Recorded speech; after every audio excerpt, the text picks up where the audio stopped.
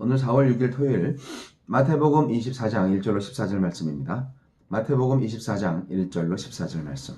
예수께서 성전에 나와서 가실 때 제자들이 성전 건물들을 가리켜 보이려고 나아오니 대답하여 이르시되 너희가 이 모든 것을 보지 못하느냐? 내가 진실로 너희에게 이르노니 돌 하나도 돌 위에 남지 않고 다 무너뜨려지리라. 예수께서 감람산 위에 앉으셨을 때 제자들이 조용히 와서 이르되 우리에게 이르소서 어느 때에 이런 일이 있겠사오며 또 주의 임하심과 세상 끝에는 무슨 징조가 있사오리이까. 예수께서 대답하여 이르시되 너희가 사람의 미혹을 받지 않도록 주의하라.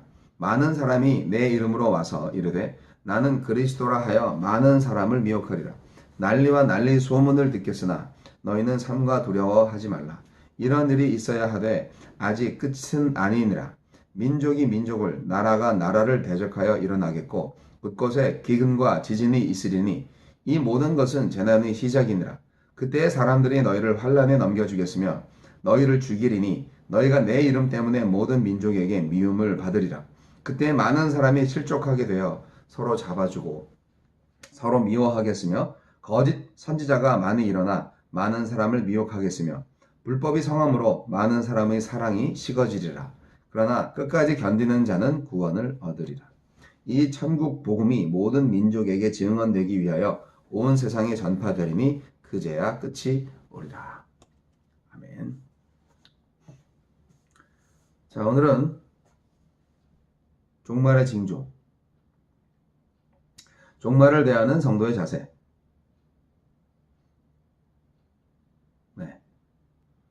마태복음 24장은 역사의 종말에 관한 예언이기도 합니다. 이 말씀은 마가복음에도 있고 누가복음에도 있습니다. 오늘 말씀은 그 23장 37절로 39절에 예루살렘 멸망에 관한 예언과 또 오늘 말씀 1절 2절 성전 파괴에 대한 예언 자연스럽게 연결되죠. 오늘 말씀은 마지막 날들에 대한 예언입니다. 제자들이 물어보죠. 종말에 어떤 일이 일어날 겁니까? 그 예루살렘 멸망과 또 성전 파괴에 대한 예언은 제자들이 들을 때 상당히 믿기 어려웠을 겁니다. 아니 저렇게 46년 동안 잘 지어진 성전이 어떻게 파괴될 수 있단 말이지? 그렇게 생각을 했을 거예요. 그리고 얼마나 아름다운 성전인가 감탄을 하면서 주님 저 성전 너무너무 아름답지 않습니까? 그렇게 제자들이 말할 정도로 이 성전에 대한 생각을 아주 크게 가지고 있었는데 예수님은 너무 청천벽력과 같은 말씀을 하셨죠. 너희가 이 모든 것을 보지 못하느냐? 내가 진실로 너희에게 이르노니 돌 하나도 돌 위에 남지 않고 다 무너뜨려지리라. 이 완전히 이제 그래서 제자들이 도대체 뭐지? 그렇게 생각을 하고 예수님이 감람산 위에 앉으셨을 때 조용히 와서 말씀해 주세요. 어느 때 이런 일이 일어나겠습니까? 그리고 종말에는 어떤 일이 있을까요? 그렇게 물어봤습니다. 조용히 와서 이르되라는 표현이 재밌습니다. 그냥 예수께 묻자, 여짜오되 뭐 이렇게 표현해도 되는데 조용히 와서 이르되 우리에게 이르소서, 우리에게 말씀하소서 뭐 이렇게 말씀하신 거잖아요. 예수님은 이 마지막 날들에 대한 예언을 예수님의 공생에 불과 3일 남긴 시점에서 말씀하셨습니다. 예수님은 이제 그 메시아의 그 예언, 그러니까 내가 메시아다, 내가 그리스도다 하는 것을 이제 공생의 초기에는 적에게 나를 알리지 말라 뭐 이런 것처럼 자신의 메시아됨을 말씀하지 않으셨어요.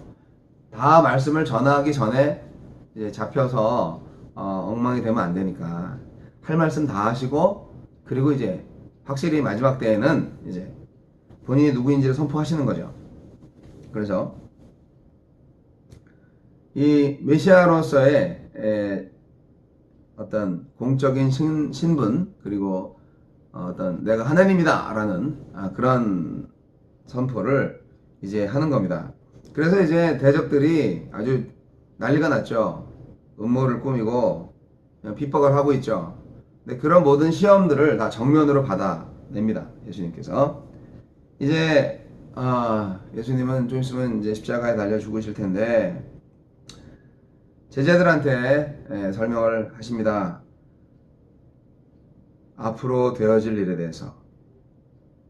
사실 제자들은 이때까지 아직도 메시아, 정치적 메시아, 왕으로서 대망을 했습니다. 메시아의 왕되심, 정치적 메시아로서의 희망, 그것을 버리지 않았습니다. 근데 이제 계속 예수님이 나 순환 받을 거야, 예루살렘 멸망할 거야, 뭐 이렇게 말씀을 하시니까 되게 의아스러우셨을 거예요, 제자들이. 그게 무슨 말이지? 영적으로 눈이 어두운 거죠. 충격이죠. 그걸 다 믿으면. 예수님의 재림이나 역사의 종말에 관한 뚜렷한 시각을 갖지 못하시면 제자들처럼 우리도 그렇게 될 수 있습니다. 오늘 말씀에 대한 결론은 이제 며칠 후에 볼 32절로 51절에 잘 나와 있습니다. 중요한 것은 종말을 맞이하는 성도의 자세입니다. 종말이 이렇게 온다 저렇게 온다 그거 알아서 뭐 하시게요. 어떠한 환난과 핍박이 다가올지라도 성도의 삶을 살면 됩니다. 긴장은 물론 해야 되겠죠. 마지막 날이 언제인지 모르기 때문에 항상 준비해야 됩니다.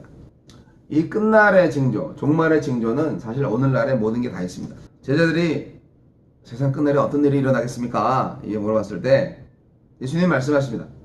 많은 적그리스도가 나타나서 사람들을 미혹할 것이다. 이 적그리스도라는 것은 이제 반대 그리스도를 말하는 거예요.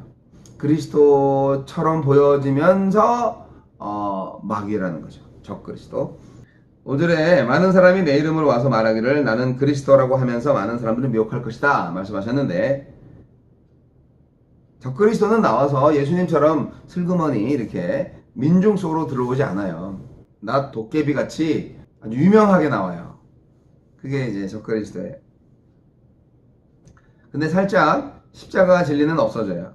온갖 거짓 교훈과 사이비 교리, 사이비 종교가 판을 치는 거죠. 사람은 누구나 다 하나님의 자녀다. 그래서 누구나 다 하나님일 수 있다. 그리고 그렇기 때문에 특별히 자기는 하나님의 계시를 받은 이 시대의 그리스도다. 그렇게 말씀하시는 그런 분들이 아마 나타날 겁니다. 그래서 나를 따르라.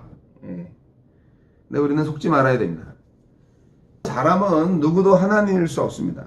다시 이 땅에 재림하실 그리스도 외에 다른 모든 사람들은 다 거짓 그리스도입니다. 인간은 하나님의 아들이 지금 육체의 몸을 입은 상태로는 될 수가 없어요.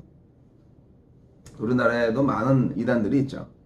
옛날에 통일교부터 시작해서 하여간 요즘은 신천지가 그렇게 극성을 부린다면서요. 하나님의 아들, 즉 하나님과 같은 자는 예수님밖에 없습니다. 그리고 종말에 어떤 징조가 있습니까? 네, 국가 간의 전쟁이 잦아질 것이다. 전쟁이 없었던 역사는 없어요. 전쟁은 항상 있습니다. 민족을, 나라가 나라를 대적하며 일어날 것이다. 7절에 도처에서 내란과 전쟁이 일어나서 국지전은 물론이고 국제전이 빈번히 일어날 것이다. 아랍권 지역에서는 뭐 시리아 내전이나 뭐 이런 거 보면은 끔찍하죠. 정말 전쟁이 끊이지 않는 지구, 어디선가는 전쟁이 일어나고 있습니다. 전쟁은 끊임없이 일어나고 있습니다. 과거 전쟁을 벌여온 사람들마다 전쟁의 괴수들이 뭐라고 그러는지 아세요? 우리는 평화를 위해 싸운다, 뭐 이렇게 얘기합니다. 사람들을 많이 죽인 사람일수록 금빛 나는 훈장을 어깨와 가슴이 무겁도록 달아주면서 그를 평화의 사도라고 외친다면 그게 참 얼마나 참혹한 연극입니까? 이러한 전쟁이 끝날이 가까울수록 더 심해진다. 그래서 마침내 이 땅을 다 불바다로 만들어 버린다.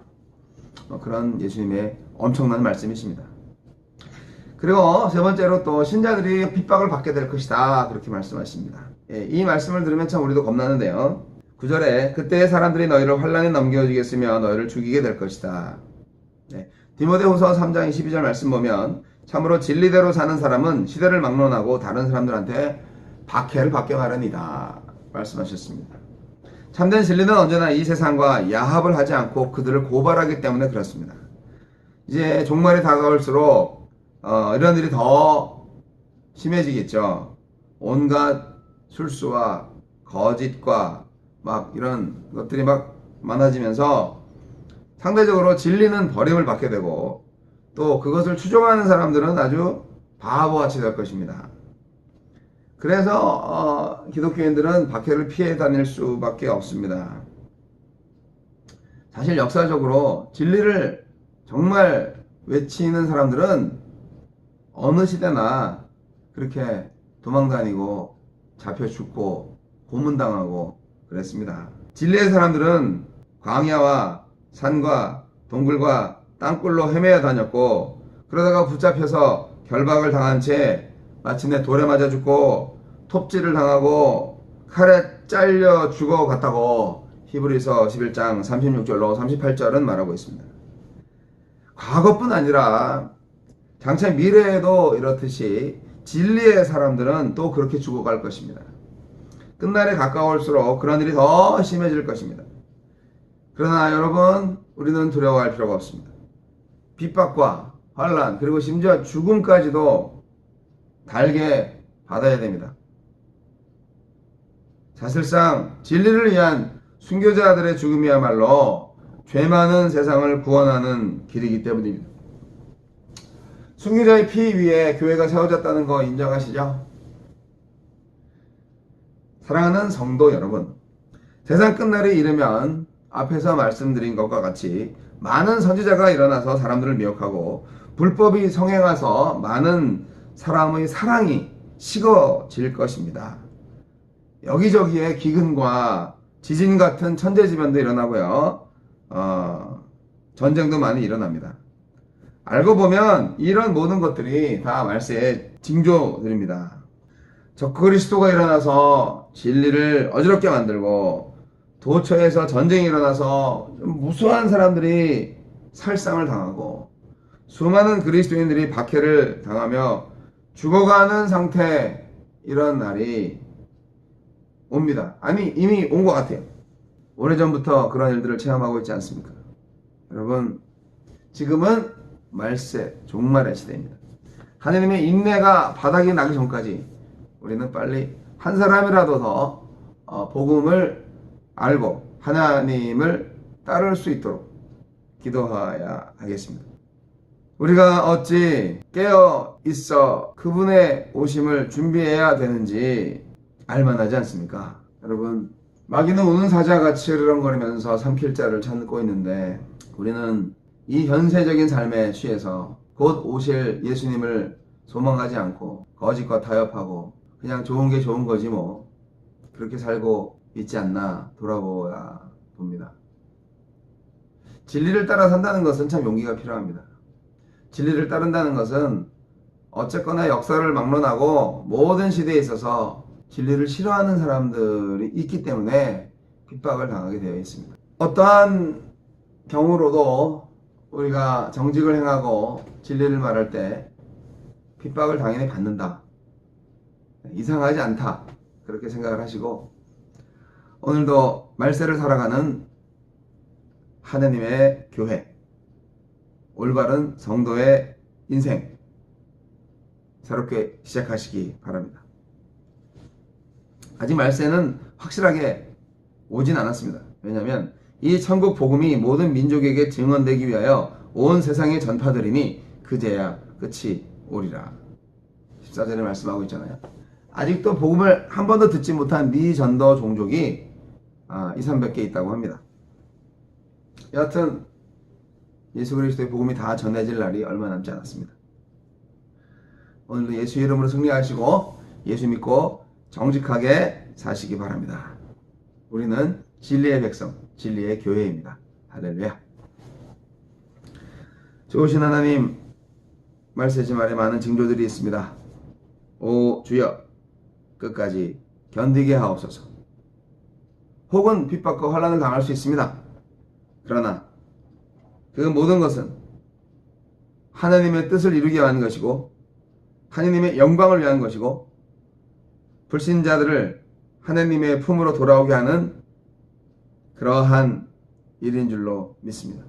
주여, 새로운 힘을 주시고 새로운 지혜를 주시고 진정 이곳에서 참된 하나님의 교회를 세워가게 하여 주옵소서. 예수님 이름으로 기도합니다.